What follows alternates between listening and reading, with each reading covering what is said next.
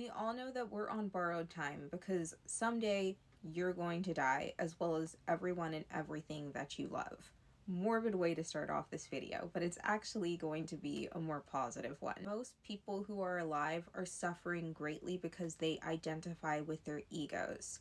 If you've been on this page, you know that I say in just about every video, you are not your body and you are not your mind. You are the observer of the thoughts and the feelings that come up for you, as well as the beliefs. The source of the thoughts, the feelings, and the beliefs, on the other hand, is the ego.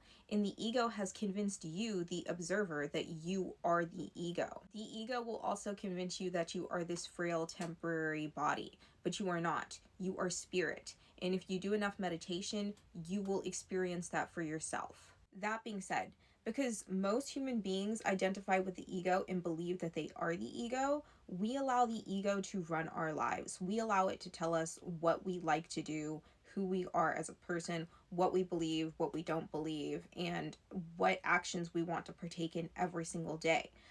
Because of that, most people are living under delusion. Most people are living lives that aren't true to their souls, and so they're miserable because they're identifying with a miserable ego.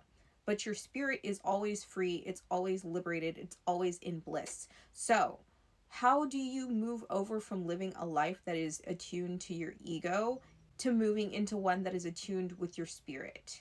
This is where you have a choice that comes in, and this is where it's not going to be easy because this involves willpower. Because what you've been doing for your whole life is practicing living in accordance with your ego. So it's become habitual. And it's become so habitual that you believe it's just your instinct. You believe that it's just natural, that it's just the way that things are.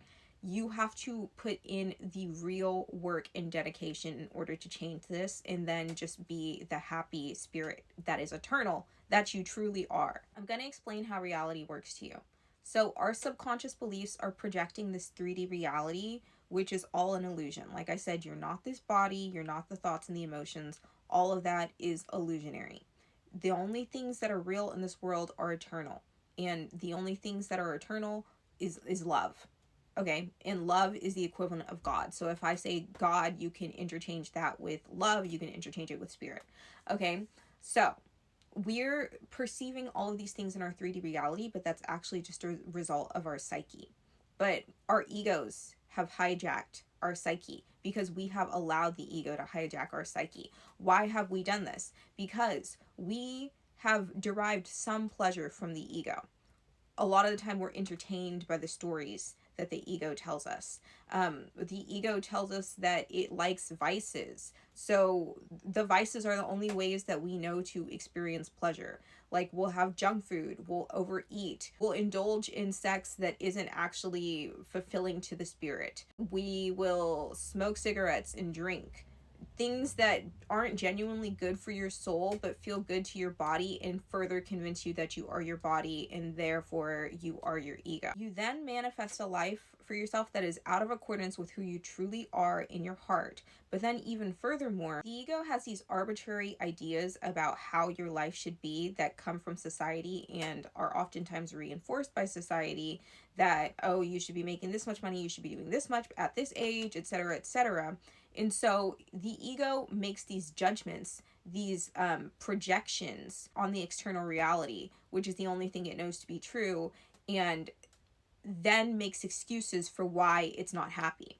And it tells you, oh, well, I'm miserable because you're not making enough money. I'm miserable because you don't have enough friends. I'm miserable because this, that, and the fucking other. Whatever lies that the ego can conceive of to make it appear logical. But in actuality, the ego is never satisfied. It is incapable of being satisfied and happy because it is out of alignment with God. It is the total opposite of God. In the realm of love, in the realm of eternity, the ego doesn't exist. We know that because the ego is totally synonymous with the 3D reality. But the ego is telling you, but I can make you happy through all of these physical pleasures. And so you keep the ego around because those physical pleasures that the ego is leading you to are the only pleasures you know. Little do you know that the ego is keeping you from the pleasure of living with God, the pleasure of realizing that you are God, that everything around you is God. And when you truly do realize and experience that and understand it, you will live in true bliss. So back to that choice that I was talking about just a few minutes ago. You have the choice to live a life that is led by the ego, or you have a choice to live a life that is led by God. How the fuck do you get to a point where you're living a life that's led by God when your whole life you've been practicing living with the ego to an extent that you can't even tell the difference between what's truly you and what is the ego? The very first step is always going to be meditating. You're going to have to observe your thoughts. You'll start to, sorry for the loud birds in the background. You're going to have to observe your thoughts. You'll start to catch on to the habits of the ego, and you'll start to be able to differentiate what is you and what is spirit. 99% of what you're hearing in a day at this point in time is probably going to be from the ego. When you hear the ego, do not judge, because judgment is the ego's game. So if you're hearing the ego say whether it's negative things or positive things, and you are judging those statements, you are still living in the realm of the ego, because the ego can interact with itself. It can trick you into thinking that it's spirit. So this is where meditation becomes very important in order to learn to distinguish. Do not judge. Just offer those feelings and those thoughts and those beliefs to God. Process them though. Make sure that you feel the shit. Make sure that you hear it and that you acknowledge it, and then offer it up to God sincerely. Once you start doing that, you start to break down the relationship and the reliance, the dependency that you have on your ego, and you will be able to instead turn your attention towards God. Because the antidote here isn't going to be just like attacking the ego, because an eye for an eye makes the whole world blind. That doesn't work. Attacking is the language of the ego. Love is the language of God. All you can do is shift your attention towards God. So you have been giving your life over to the ego, because again, your spirit can't do anything. Your spirit isn't involved with any of this 3D reality. It's either being run by your ego or it's being run by God. And again, even the ego has limitations, because all of these, like basically what you're doing in reality is you're shifting through a bunch of frames. The frames come from God. The ego can interfere with which frames you pick, but it's not necessarily creating the frames. When you realize this, you realize that your life was never actually your own. Again, you've turned it over to the ego, you can just as easily turn it over to God. So then you start communicating with God. You start sincerely offering your life up to God. Your actions, your thoughts, start to intentionally try to think in alignment with God. And I want to actually take the word try out, because try implies that you can fail.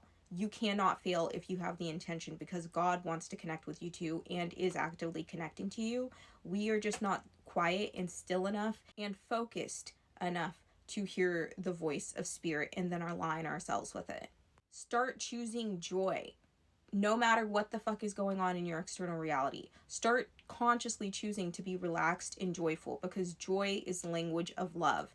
It naturally puts you in alignment with God. It is the natural quality of your spirit. And we want to start to view ourselves more as spirit, because that is our truth, rather than viewing ourselves as just like this temporary flesh and blood, because that is the lie that the ego has told us for our whole life. And that is how it maintains its control over us. You want to make a practice out of giving the good, the bad, the ugly, and everything in between to God. So if you're having jealous thoughts, if you're having even fucking murderous thoughts, if you're having suicidal ideations, give those to God. If you're having moments of pleasure, if you're having moments of joy, give those to God. Give everything. Your life is not your own. It all comes from this one source.